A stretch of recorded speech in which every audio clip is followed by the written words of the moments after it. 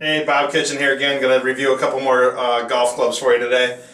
We're going to talk about the Ping irons today, which involves the wedge and then the crossover club as well. I'm going to start with the club that everybody probably wants to know the most about, the G and the G400. Super technology packed, reverse cone in the back of the club face, crazy distance off of it.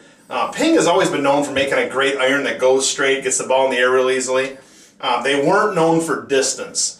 I would say the G30 was probably the last club that didn't go super far, but it was very forgiving, looked great, felt great, had that Ping feel. You know, the Ping guy was very much in love with it.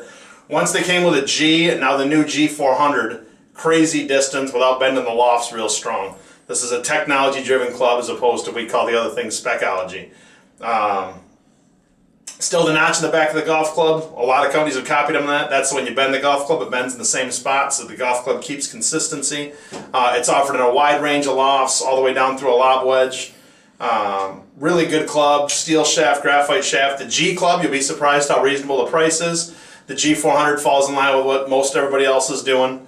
It's been out for a little while now. I think it came out late fall, so it's considered a 2018 model. The G is going to be around for probably through the summer, maybe mid-summer, early summer maybe, if it sells really fast and Ping sells out of it. Those are probably the Halo clubs, probably the most widely talked about clubs. I'll go into the crossover here for a minute because this guy comes in both the G and the G400. This one happens to be a G400. But this club here is basically an iron-shaped hybrid. So it looks like an iron. Does not have bulge and roll. It has a flat face like an iron, but it's hollow. It's got a little bit stronger loft because the sole's a little wider, get the golf ball in the air. This thing goes a mile. I call it the ugliest club you'll ever love. Tungsten weight out in the air in the toe of the golf club to keep the face square through impact. This golf club looks weird and hits great. Miraging's face on there. This thing is really, really easy to hit. It's a great replacement for the guy that doesn't like hybrids or has a tendency to hook the hybrid. Then you've got the blade style, or what I'd call players clubs, the i200 and the iBlade. The iBlade has got a lot sharper lines to it, very, very thin top line. It's kind of the club they made for Bubba and their tour players. Weight cartridge in the back, super soft feel, has a very, very forged feel off the face. Couple different shaft offerings in the iBlade. Then you got the i200. This is the guy who is probably more like a 6 to 12 handicap in that range. Little bigger cavity, not quite as big as G400. Looks a little bit more traditional. At setup. It's got a nice clean top line, reduced offset. It's kind of halfway between the iBlade and the G400.